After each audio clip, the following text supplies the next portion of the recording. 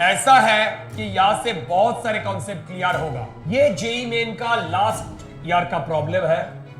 तुम्हें देख के ही थोड़ा डर लगता है। क्या डर? यहां पे मोड एक राइट कौन सा डायरेक्शन में जाएगी?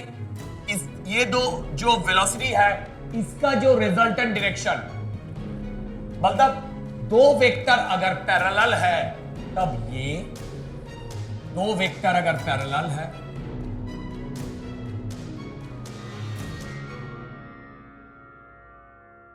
ओके। मैं फिर से आ गया हूं एक नया वीडियो लेके। आज हम लोग लास्ट टाइम जो किए थे वेक्टर एडिशन उसका कुछ प्रॉब्लम करेंगे जिससे हम लोग का कॉन्सेप्ट और भी तगड़ा हो और भी मजबूत हो। अच्छे अच्छे प्रॉब्लम करेंगे। जेई मेन, नीट, एडवांस तीनों का ही प्रीवियस ईयर का प्रॉब्लम करेंगे। ओके, और उसके साथ तो मेरा वाला प्रॉब्लम रहेगा ही जो मैंने बनाया। चलो पहला प्रॉब्लम देखते हैं। देखो क्या बोला है। बोला है कि a river is flowing at 4 meter per second, right? A river is flowing 4 meter per second. A girl swims with velocity 3 meter per second perpendicular to the direction of flow. Perpendicular to the direction of flow मतलब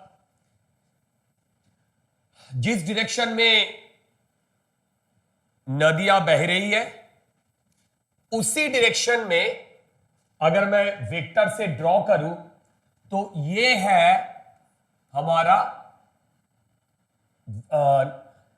current का direction. कौन सा current? River flowing जो current होता है that is 4 metre per second. अब देखो, a girl swims with velocity 3 metre per second perpendicular to the direction of flow. Perpendicular to the direction of flow मतलब वो इसी डायरेक्शन में स्विम कर रही है, इसी डायरेक्शन में। तो इसका वैल्यू क्या है? 3 मीटर पर सेकेंड। अब देखो, वो इसी डायरेक्शन में जंप किया है। अब ये जो वाटर करंट है, ये फ्लो या वाटर करंट कुछ भी बोलो, ये इसको इधर से धकेलेगा, राइट? इधर से पुश करेगा। तो पुश करते समय ये जो ओरिजिनल जिस डायरेक्शन में वो जाने वाली थी वो उसी डायरेक्शन में नहीं जा पाएगी, राइट? कौन सा डायरेक्शन में जाएगी? ये दो जो वेलोसिटी है इसका जो रिजल्टेंट डायरेक्शन इसी डायरेक्शन में वो जाएगी। तो इसका रिजल्टेंट डायरेक्शन कौन सा है? अगर मैं इसको पैरेललोग्राम से ज्वाइन करता हूं तो ये बनता है मेरा रिजल्टेंट। अब ये जो रिजल्टेंट इसको मैं आर बोल देता हूं। अब यही रिजल्टेंट देखो, यही रिजल्टेंट 4 मीटर पर सेकेंड जो रिवर फ्लो है उसके साथ अल्फा एंगल बना रही है। अब मैं R square equal to A square plus B square plus 2ab cos theta, देखो ये मैं लिख सकता हूं। देखो, A square plus B square plus 2ab cos theta, जहां पे ये मान लो ए, ये मान लो बी। अब मैं वैल्यू पुट कर रहा हूं, 4 square plus 3 square plus 2 into 4 into 3 into cos of theta मतलब 90 डिग्री। क्यों 90 डिग्री? देखो, ये जो वाटर फ्लो का डायरेक्शन है और ये जो लड़की स्विम कर रही है वो जो जिस डायरेक्शन में जंप किया है, इन दोनों के बीच में 90 डिग्री का एंगल है। तो दो वेक्टर के बीच में 90 डिग्री का एंगल है। अब दो वेक्टर में ये बीच में अगर 90 डिग्री का एंगल है तो ये बनता है 0। तो यहां से मेरे को आर जो मिल रहा है वो मिल रहा है 5, करेक्ट? 3 square plus 4 square. अच्छा, अब इसका रिजल्टेंट है 5 मीटर पर सेकेंड। सिर्फ रिजल्टेंट का मैग्नीट्यूड बोलने से काम नहीं चलेगा, हमें उसका डायरेक्शन भी बताना है। अगर ये डायरेक्शन अल्फा है तो देखो, tan अल्फा परपेंडिकुलर मतलब ये वाला 3, नीचे क्या आएगा 4। अगर tan अल्फा 3/4 है तो अल्फा का वैल्यू आता है 37 डिग्री। देखो अल्फा का वैल्यू क्या आता है 37 डिग्री। तो मैं ये बोल सकता हूं कि resultant vector 5 metre per second जो रिवर जो फ्लो कर रहा है उसके साथ 37 डिग्री एंगल करके बना हुआ है, राइट। तो एक्चुअली यही होगा ये गर्ल की एक्चुअल डायरेक्शन। जो बाहर से देखेंगे वो इस गर्ल को इसी डायरेक्शन में जाते हुए देखेंगे। समझ में आया? फाइन, नेक्स्ट प्रॉब्लम चलते हैं। देखो पहला चीज ध्यान से पढ़ो, क्या बोला है if the magnitude of resultant of two vectors of equal magnitude is equal to the magnitude of either of the vectors। सोचो मेरे पास a एक वेक्टर है और b एक वेक्टर है, ये दो मिला के मुझे r वेक्टर मिल रहा है, करेक्ट।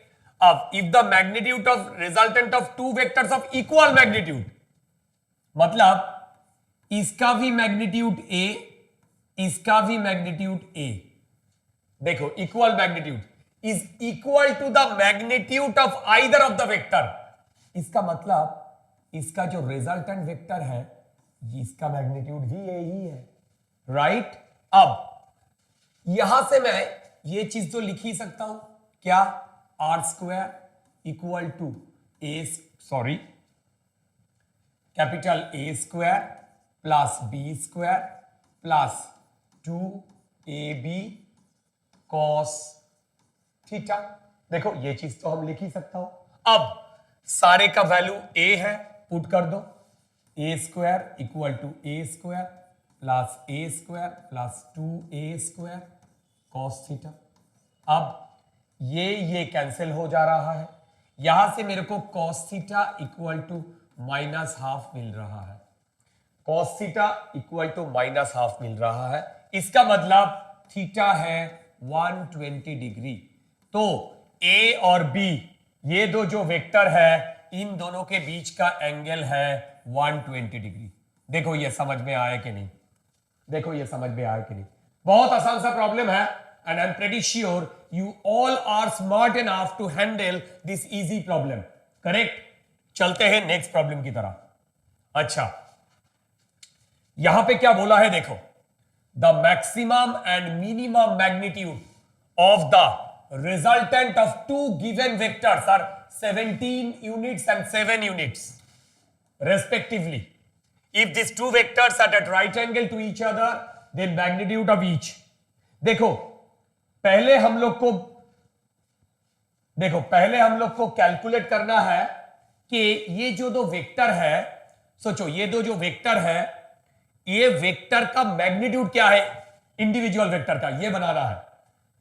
तो मुझे पता है R square equal to A square plus B square plus 2ab cos theta. ये सारे मैग्नीट्यूड्स है, और मैं सिर्फ मैग्नीट्यूड ही लिखा हूं। अब देखो यहां से दो चीज आता है, क्या यहां से ये जो थीटा है कॉस थीटा, इसका मैक्सिमम वैल्यू कॉस थीटा, इसका मैक्सिमम वैल्यू +1 होता है, और इसका जो मिनिमम वैल्यू कॉस थीटा ये -1 होता है। अगर कॉस थीटा +1 है तो थीटा कितना आता है 0 डिग्री, अगर कॉस थीटा -1 है तो थीटा कितना आता है 180 डिग्री। मतलब दो वेक्टर अगर पैरेलल है तब ये दो वेक्टर अगर पैरेलल है और दो वेक्टर अगर एंटी पैरेलल है, देखो एरो देखो एंटी पैरेलल है तब ये। अब अगर मैं यहां पे cos थीटा इक्वल टू +1 बिठाता हूं तो यहां से आता है R square equal to A square plus B square plus 2ab, और यहां पे cos थीटा इक्वल टू -1 बिठाता हूं तो आता है R square equal to A square plus B square minus 2ab। देखो अब यहां से मेरे को ये मिल रहा है R equal to A plus B. क्यों? क्योंकि right one side A plus B whole square का फॉर्म में आ रहा है, उसको रूट ले लो तो यही आएगा। सिमिलरली यहां से मुझे आ रहा है R equal to A minus B आ रहा है। देखो समझ में आ रहा है कि नहीं? अब ये जो मैंने ए प्लस बी बोला हूं, ये मैक्स बोल रहा हूं और ये मीन बोल रहा हूं। बढ़िया। अब आर मैक्स कितना बोला है? 17। तो लिखो दिस इज माई 17। और आर मीन कितना बोला है? 7। अब ये 1 नंबर इक्वेशन, ये 2 नंबर इक्वेशन, करेक्ट। अब ये 1 और 2 को ऐड करो, एडिंग 1 एंड 2, बोलो दोनों को ऐड अगर करें तो देखो बी बी घट रहा है, तो 2a आ रहा है, 2a आ रहा है। 17 plus 7 24। That means from here a is coming 12, and if I put the value of a over here 12, देखो then b is coming 5। तो दोनों का वेक्टर जो वेक्टर है इसका मैग्नीट्यूड मुझे मिल गया। अब बोला है if this two vectors are right angle to each other, magnitude of their resultant. अच्छा, अब मैंने ये फॉर्मूला तो अप्लाई कर ही सकता हूं। क्या है? वो है R square equal to A square plus B square plus 2ab cos of 90। क्यों? क्योंकि वो बोला है if this two vectors are right angles, right.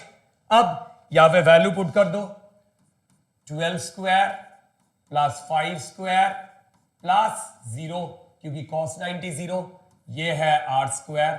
यहां से मेरे को आर मिल रहा है 13। देखो यहां से मेरे आर मिल रहा है 13, तो इसका आंसर होगा 13। ओके, बोलो ये वाला प्रॉब्लम समझ में आया कि नहीं? देखो ये वाला प्रॉब्लम समझ में आया कि नहीं? बढ़िया। अगर ये वाला प्रॉब्लम समझ में आ गया हो तो नेक्स्ट चलते हैं ये वाला प्रॉब्लम। ये भी एक बढ़िया प्रॉब्लम है, तुम ध्यान से देखो। मैं ग्रेजुअली इस प्रॉब्लम का लेवल बढ़ा रहा हूं, एक से बढ़कर एक प्रॉब्लम में जा रहा हूं। बोला है the resultant of two vectors a and b is perpendicular to a and its magnitude is half that of b। अच्छा, the angle between vector a and b। देखो ये वेक्टर एडिशन का प्रॉब्लम है, ऐसे नहीं कि हर वेक्टर एडिशन प्रॉब्लम के लिए जो फॉर्मूला दिया है वही हमें यूज करना है, राइट। हम लोग ग्राफिकल मेथड से भी इसको सॉल्व कर सकते हैं। ओके, अल्टीमेटली कॉम्पिटिटिव एग्जाम में हमें टाइम में भी ध्यान देना है। एक प्रॉब्लम जितना जल्दी सॉल्व कर पाऊं उतना ही मेरे लिए अच्छा है, क्योंकि उसी टाइम में जो उस प्रॉब्लम में मैं जो टाइम बचाता हूं वो मैं दूसरे प्रॉब्लम में इन्वेस्ट कर सकता हूं, है कि नहीं? राइट। तो मैं वही करने का कोशिश कर रहा हूं। देखो ये वाला प्रॉब्लम, पहले ग्राफिकली इसको डायग्राम ड्रॉ करो। ग्राफिकली क्या बोला है देखो, क्या बोला है देखो। बोला है the resultant of two vectors A and B is perpendicular to A. मान लो ये मेरा ए वेक्टर और ये मेरा रिजल्टेंट वेक्टर, सॉरी ये मेरा रिजल्टेंट वेक्टर। देखो the resultant of two vectors A and B is perpendicular to A, perpendicular to A, and its magnitude is half that of B. अब देखो मैंने अगर यहां से बी लू, अच्छा बी क्यू इधर होगा, सोच के देखो, ए सोच के देखो, ए और बी वेक्टर का रिजल्टेंट आर, करेक्ट। तो ये पैरेललोग्राम का डायगोनल होगा। तो डायगोनल अगर पैरेललोग्राम का आर है तो बी कभी आर के राइट हैंड साइड में हो ही नहीं सकता, है क्या नहीं? इसका मतलब ए और बी के बीच में अभी ऑब्ट्यूज एंगल है, ए और बी के बीच में अभी ऑब्ट्यूज एंगल है, राइट। अब देखो मैंने क्या किया, मैंने यहां पे पैरेललोग्राम ड्रॉ किया, ये हो गया मेरा पैरेललोग्राम। अब यहां पे क्या बोला है, the resultant of two vectors A and B is perpendicular to A and its magnitude is half of that of B. मतलब b का मैग्नीट्यूड अगर स्मॉल b है तो r का मैग्नीट्यूड होगा b/2। तो मैंने ये वाला ट्रायंगल, ये वाला ट्रायंगल, ये वाला ट्रायंगल बाहर लेके आता हूं, ये वाला ट्रायंगल, ये वाला ट्रायंगल, जहां पे ये है b/2, ये है b, ये है थीटा। तो यहां से मैं cos थीटा लिख सकता हूं, cos थीटा। तो बी बी कैंसिल हो रहा है, इसका मतलब यहां पे मेरे को हाफ मिल रहा है। तो theta is cos inverse half which is 60 degree. That means ये वाला एंगल 60 डिग्री। देखो कितना बढ़िया तरीके से हो गया। ये जेई मेन का प्रॉब्लम है और इंटीजर टाइप का भी प्रॉब्लम है। इसका मतलब ये वाला प्रॉब्लम तुम हाफ मिनट के अंदर सॉल्व कर पाते हो तो कितना अच्छा होता। ये है 90 और ये है 60, तो टोटल क्या बनता है 150। टोटल क्या बनता है 150 डिग्री। करेक्ट। जेई मेन का इंटीजर टाइप प्रॉब्लम जो तुमने हाफ सेकेंड में प्रॉब्लम को सॉल्व किया। अच्छा 6 नंबर प्रॉब्लम में देखो, ये भी जेई मेन का प्रॉब्लम है। यहां पे बोला गया है the sum of two vector forces P and Q is R such that R और P का मैग्नीट्यूड सेम। ये जबरदस्त प्रॉब्लम है। The angle theta that the resultant of 2P and Q will make with Q is. अच्छा देखो,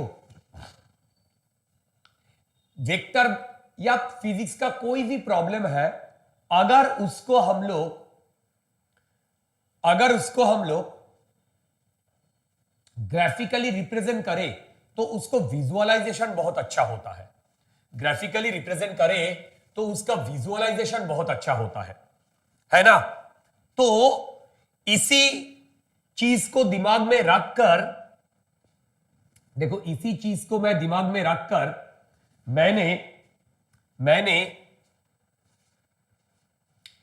इसको solve करने का ट्राई कर रहा हूं। अब देखो, पहले ही डायग्राम बनाना इस बिट डिफिकल्ट हो जाता है, इसलिए हम लोग पहले इसको मैथमेटिकली सॉल्व करेंगे। उससे हम लोग को आइडिया आ जाएगा कि डायग्राम कैसे बनेगा। इसका मतलब है कि जो वेक्टर है वो कितना एंगल में रहेगा, उसका रिजल्टेंट कैसे रहेगा, ब्ला ब्ला ब्ला। अब देखो, मैंने इस प्रॉब्लम को सॉल्व करने के लिए क्या कर रहा हूं, the sum of two forces P and Q is R such that P and R is magnitude wise equal. अब देखो, मैं अगर ये बोलता P plus Q equal to R, इसका मतलब R square equal to P square plus Q square plus 2PQ cos theta. देखो अब magnitude of P and magnitude of R is same, इसका मतलब ये दो सेम। करेक्ट। देखो यहां से मैं cos थीटा, यहां से एक Q और एक Q भी घट जाएगा, माइनस Q/2P, ये निकल के आते हैं। अब एक चीज देखो, ये जो Q एंड ये जो P, ये तो मैग्नीट्यूड है। अरे भाई, ये जो Q एंड P मैग्नीट्यूड है, तो इसका जो रेशियो वो पॉजिटिव है। उसके साथ देखो यहां पे एक नेगेटिव साइन है, उसके साथ देखो यहां पे एक नेगेटिव साइन है। ओके, अगर ये नेगेटिव साइन है तो थीटा जो है वो ऑब्ट्यूस एंगल, इसका मतलब P और Q का बीच में जो एंगल है दैट इज मोर देन 90। ये पहला चीज मेरा दिमाग में आया। करेक्ट। अच्छा, नेक्स्ट बोला गया है the angle theta that the resultant of 2PQ and Q will make with Q।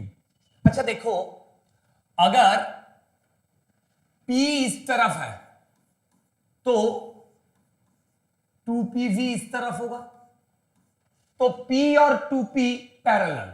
इसका मतलब Q के साथ P और Q के साथ P और Q के साथ 2P दोनों सेम एंगल सबटेंड करेंगे। राइट? मतलब पहले जो दिया हुआ है the sum of two forces P and Q is R, तब इसके बीच में अगर एंगल है उसके बाद 2P एंड Q इसके बीच में भी एंगल थीटा ही होगा। अच्छा, यहां पे एक चीज देखो, यहां पे चीज बोला है the angle theta that the resultant of 2P and Q will make with Q। तो ये थीटा के साथ ये थीटा, देखो ये थीटा, कंफ्यूज मत हो जाना। इसको समझने के लिए हम लोग इसको एक काम करते हैं, देखो इसको मैं बीटा ले लेता हूं, बीटा थीटा की जगह, वो बीटा हम लोग निकालेंगे। अब देखो, अब होगा tan बीटा इक्वल टू, अच्छा एक काम करते हैं, हम लोग इसी डायरेक्शन में Q वेक्टर को डिनोट करते हैं। अब बाकी वेक्टर P इधर रखेंगे, तो tan बीटा जो होगा वो होगा 2P sin थीटा, क्योंकि अभी Q एंड 2P के बीच में भी एंगल थीटा ही है। Q P and 2P parallel, divided by Q plus 2P cos theta. देखो, अब यहां पे जो cos थीटा मिला है, ये cos थीटा वैल्यू वहां पे मैं पुट कर रहा हूं। इसका मतलब 2P sin theta divided by Q plus 2P cos theta के जगह माइनस Q बाई 2P। देखो, अब एक चीज देखो, बहुत बढ़िया चीज, यहां पे ना ये 2P कैंसिल आउट हो जा रहा है, और यहां पे Q है और यहां पे माइनस Q है। इसका मतलब यहां पे मेरा क्या आ रहा है पता है? यहां पे आ रहा है, देखो यहां पे आ रहा है 2P sin theta by 0। That means sin beta upon cos beta, that is coming out to be this. So from here cos beta is coming out to be 0. इसका मतलब बीटा इक्वल टू 90। देखो, यहां से मुझे क्या मिला?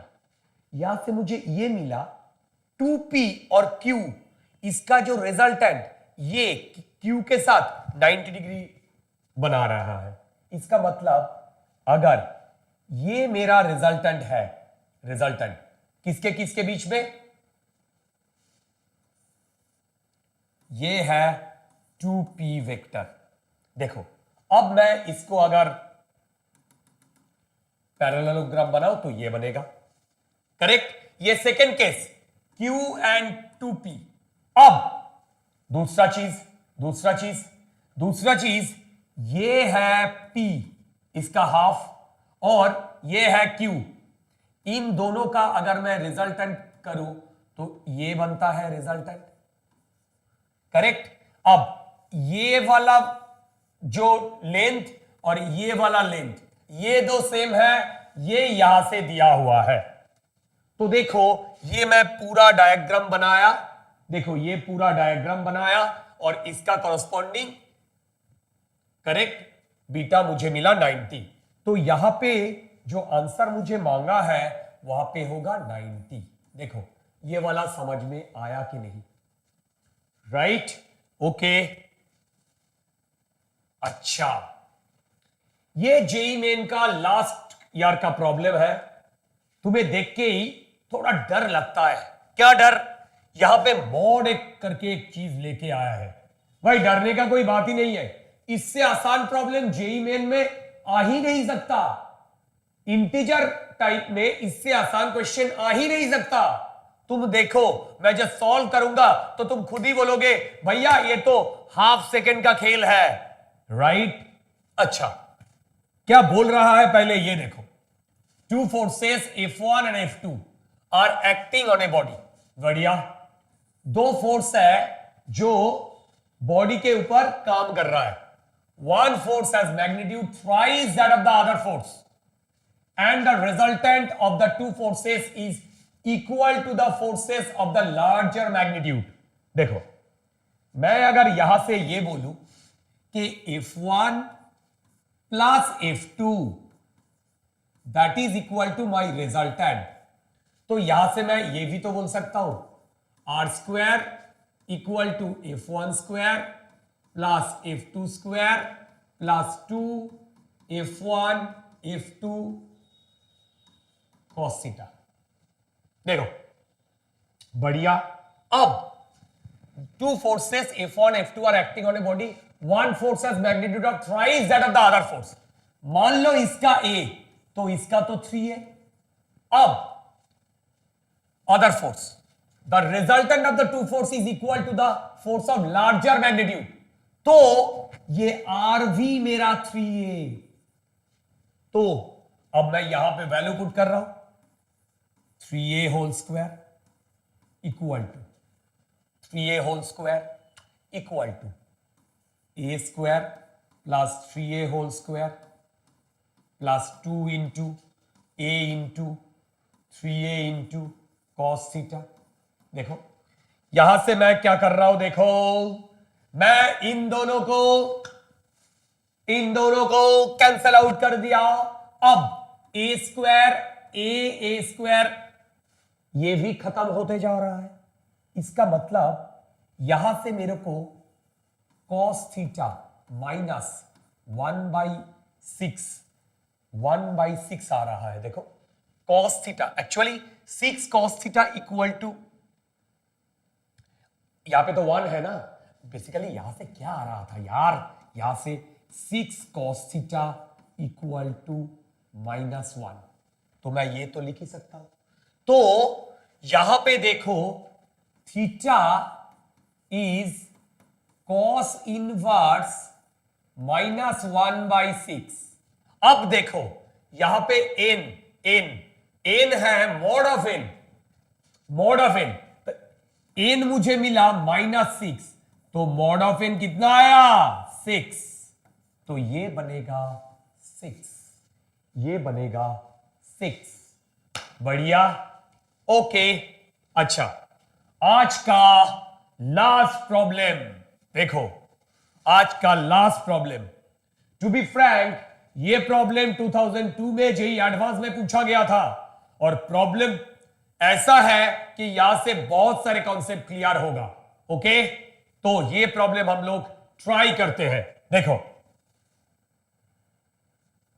the sum of magnitude of two forces acting at a point is 18 and the magnitude of their resultant is 12। मान लो एक वेक्टर है F1 और एक वेक्टर है F2, ये दोनों का मैग्नीट्यूड जो है वो है R वेक्टर, करेक्ट। अब इसका अगर F1 और इसका अगर F2 बोला जाए मैग्नीट्यूड, तो ये होता है 18। देखो ये given and magnitude of their resultant is 12। और r इक्वल टू 12। देखो ये गिवन है, ये गिवन है, करेक्ट। अब if the resultant is 90 degree with the force of smaller magnitude, what are the magnitude of the forces?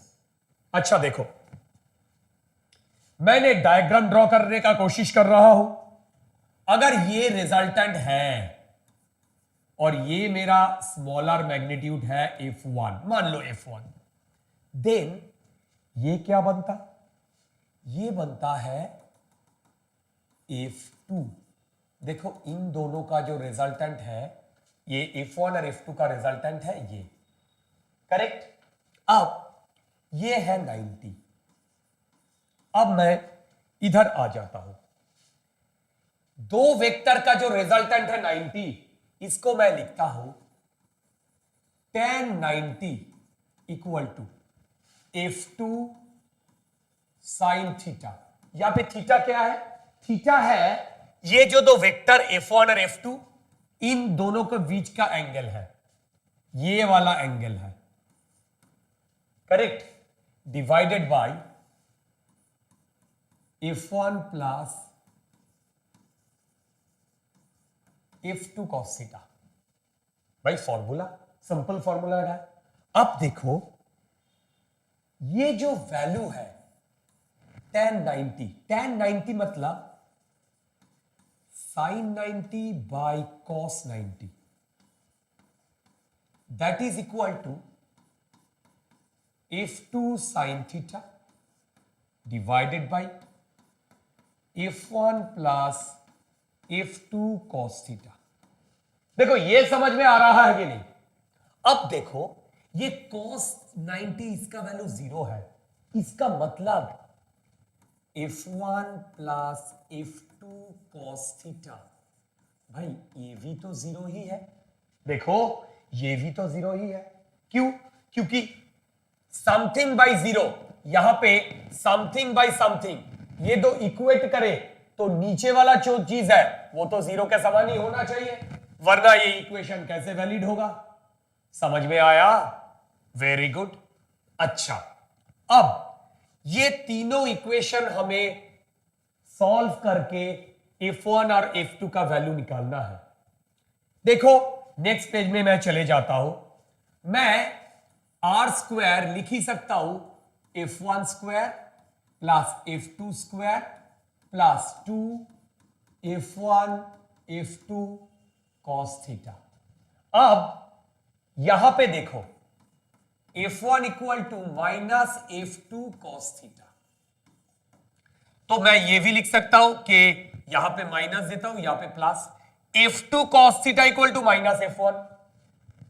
F2 cos theta इसके जगह मैंने माइनस F1 लिखा, तो देखो F1 square plus F2 square plus 2F1 minus F1, इसका मतलब F2 square minus F1 square. देखो अरे भाई 2F1 स्क्वायर और यहां पे F1 स्क्वायर, तो इसको मैं लिख सकता हूं F1 plus F2 into F1 minus F2, that is my R square.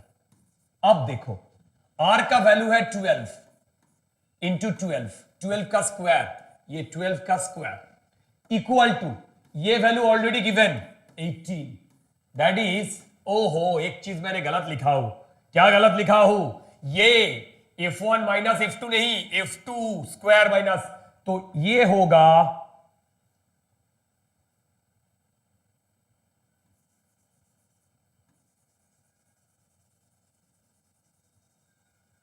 देखो ये होगा F2, ये होगा F1, तो 18 equal to F2 minus F1, तो यहां से मैंने F2 माइनस F1 लिख सकता हूं 12 इंटू 12 बाई 18। देखो अब यहां से मैं 6 2 6 3 8। अब देखो F1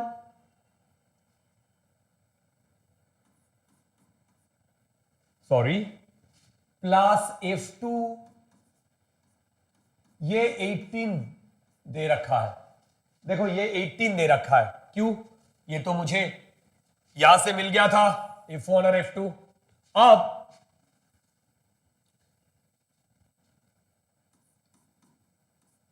F2 माइनस F1 इसको मिल रहा है 8। दोनों को ऐड कर दो।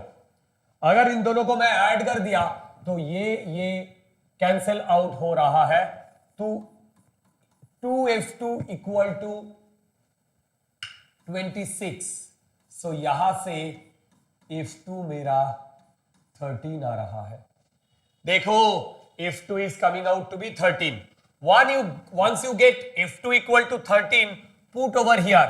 So यहां से F1 का वैल्यू आ रहा है 5। देखो 18 प्लस 13 प्लस 5 18 और 13 माइनस 5 8। That is okay. आगे आप बोलो ये समझ में आया कि नहीं?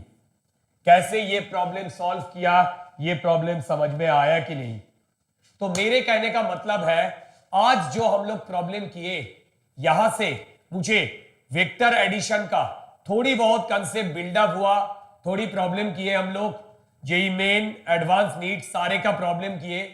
नेक्स्ट वीडियो में हम लोग दूसरा एक टॉपिक लेके आएंगे। तब तक के लिए चलो गुड बाय।